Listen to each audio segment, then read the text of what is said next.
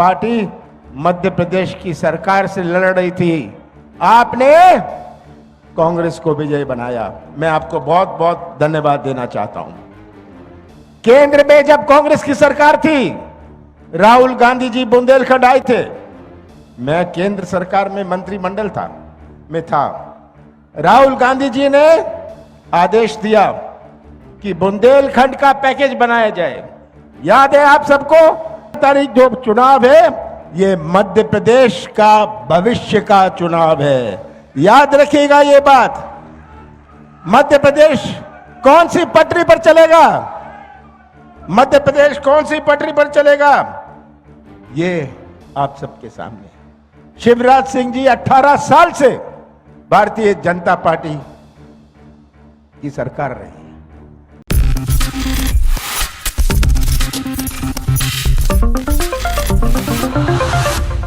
Next 9 news में आपका बहुत बहुत स्वागत है। मैं हूं आपके साथ अबरार उल हक रहमानी। मध्य प्रदेश में सियासी बयार लगातार जो है वो बढ़ती चली जा रही है। मध्य प्रदेश में इस समय शिवराज सिंह चौहान की जो वो राजनीतिक साख है वो यहाँ पर जो है कहीं ना कहीं दांव पर लग गई है, क्योंकि शिवराज सिंह चौहान को इस बात का आभास हो चुका है कि प्रदेश में बीजेपी हाईकमान कोई परिवर्तन करना चाह रही है नेतृत्व के अगर हवाले से बात करें तो। लेकिन दूसरी तरफ आप देखिए, कमलनाथ को इस बात का भरोसा है कि जो पिछली बार कांग्रेस पार्टी को एक बड़ी जीत मिली थी, वही जीत इस बार भी जनता दोहराएगी। जनता एक बार फिर से कांग्रेस को अपना समर्थन देगी और कांग्रेस बहुमत वाली सरकार बनाएगी। और इस पूरे मुद्दे को लेकर के जब वो अपने पक्ष को रख रहे थे, इस पक्ष के रखने के दौरान उन्होंने कई ऐसी बातें कही जो भारतीय जनता पार्टी को चुभने वाली है।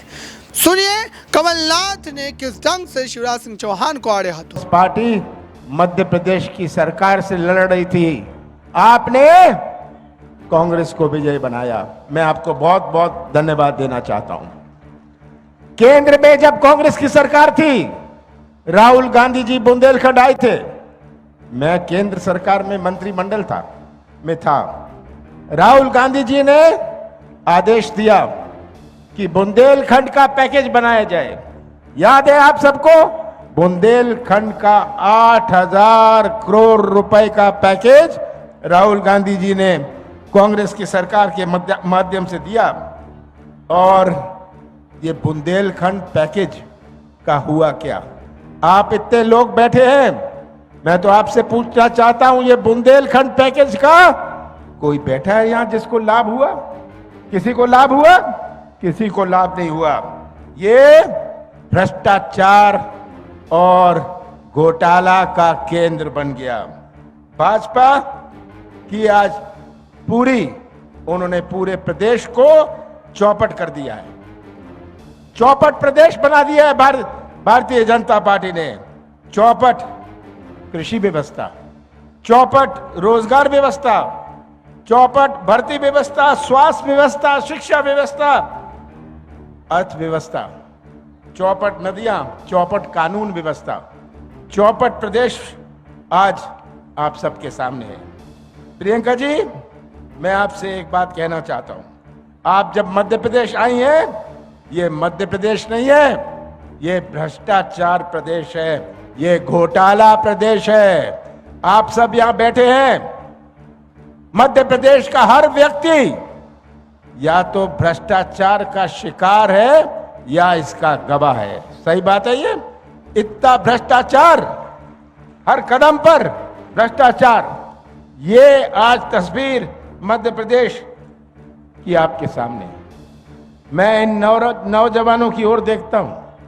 आज का नौजवान जिसकी अपनी सोच है, आज का भटकता हुआ नौजवान जो व्यवसाय का मौका ढूंढता है, नौजवान जो रोजगार का मौका ढूंढ रहा है, नौजवान जो कृषि परिवार से जुड़ा है, वो तो अच्छे कपड़े तभी पहन पाएगा, अच्छी पढ़ाई तभी कर पाएगा जब कृषि परिवार में मजबूती होए। यही नौजवान हमारे प्रदेश का निर्माण करेंगे भविष्य में, हमारे दमों का निर्माण करेंगे भविष्य में। कैसा निर्माण होगा मध्य प्रदेश का? जब हमारे नौजवानों का भविष्य ही अंधेरे में रहे। ये आज सबसे बड़ी चुनौती हमारे सामने है कि हम नौजवानों का भविष्य कैसे सुरक्षित रखें। मैं तो कहता हूं हमें बेरोजगारी दूर करनी है, पर सबसे पहले भारतीय जनता पार्टी के नेताओं को बेरोजगार बनाना है। उनके नेताओं को आप बेरोजगार बनाएंगे तो हम बेरोजगारी दूर करने के रास्ते में चलेंगे। 17 तारीख को चुनाव है। हर चुनाव के अपने मायने होते हैं।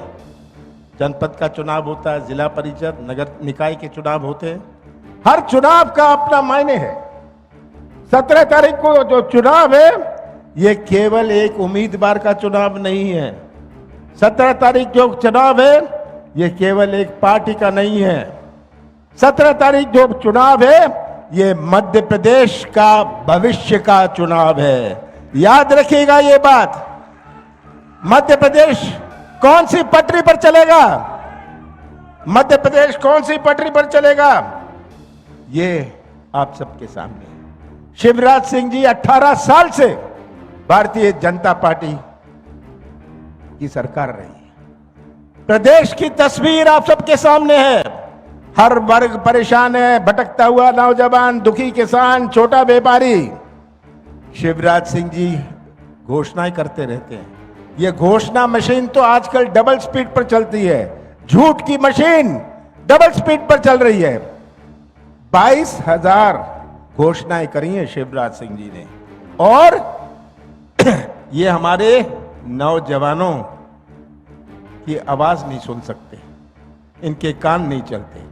हमारे किसान का आंसू इनको दिखता नहीं है, इनकी आंख नहीं चलती। आंख नहीं चलती, कान नहीं चलता, पर मुंह बहुत चलता है। मुंह चलाने में और सरकार चलाने में बहुत अंतर है। याद रखिएगा कि कांग्रेस की सरकार 15 महीने आई थी, जिसमें से 2.5 महीने आचार संहिता और लोकसभा चुनाव में गया। हमने 11.5 महीने में अपनी नीति और नियत का परिचय दिया। कौन सी गलती करी मैंने कि हमने किसानों का पहली किश्त 27 लाख किसानों का पहली किश्त में कर्जा माफ किया। हमारे दमों में हमने 57,000 किसानों का कर्जा माफ किया। सही बात है ये सच्चाई आप सबके सामने। कौन सी गलती मैंने करी, कौन सा पाप मैंने किया कि 1000 गौशाले बनाए। हमने 11.5 महीने में 1,000 गौशाले बनाए। कौन सा गुना मैंने किया कि 100 यूनिट 100 रुपए हमने बिजली दी। हमने शादियों के लिए पैसा दिया, हमने पेंशन बढ़ाई। कौन सा गुना, कौन सी गलती करी मैंने? मैं तो मुख्यमंत्री था, मैं भी सौदा कर सकता था। विधायक मेरे पास आते थे कि हमें इतना पैसा मिल रहा है, मैं उन्हें कहता था ले लेना, मौज करना, मेरे से तुझे 1 रुपए नहीं मिलने वाला है। मैं सौदा करके कुर्सी पर नहीं बैठूंगा। मैंने सौदा नहीं किया और हमारी सरकार नहीं रही। आज मध्य प्रदेश की तस्वीर आप सबके सामने है। मैं तो आपसे यही निवेदन करना चाहता हूं, ये तस्वीर अपने सामने रख लीजिए। कमलनाथ का साथ मत देना, कांग्रेस का साथ मत देना, ये तस्वीर सामने रख लीजिए। सच्चाई का साथ देना। आप सच्चाई का साथ देंगे तो हमारा भविष्य सुरक्षित रहेगा। याद रखिएगा, जो आप 17 तारीख को बटन दबाएंगे, ये बटन किसी उम्मीदवार का केवल नहीं होगा, ये बटन हमारे भविष्य का होगा। हम कैसा मध्य प्रदेश बनाना चाहते हैं उसका बटन दबाएंगे आप। और यही आज हमारी सबसे बड़ी चुनौती है। आज यही हमारे सामने चैलेंज है। मैं तो अंत में यही कहना चाहूंगा, मुझे पूरा विश्वास है कि 17 तारीख को आप सब मिलके हमारे दमों, हमारे बुंदेलखंड और हमारे प्रदेश की रक्षा करेंगे, हमारे संविधान की रक्षा करेंगे, हमारे संस्कृति की रक्षा करेंगे, जो हमारे जोड़ने की संस्कृति है, दिल जोड़ने की, संबंध जोड़ने की, रिश्ता जोड़ने की, और हमारे आगे आने वाली पीढ़ियों के लिए उनका भविष्य सुरक्षित रखेंगे। और जब विधानसभा में हमारे दमों का झंडा लहराएगा, ये आपका फैसला होगा। आप सबका बहुत बहुत धन्यवाद।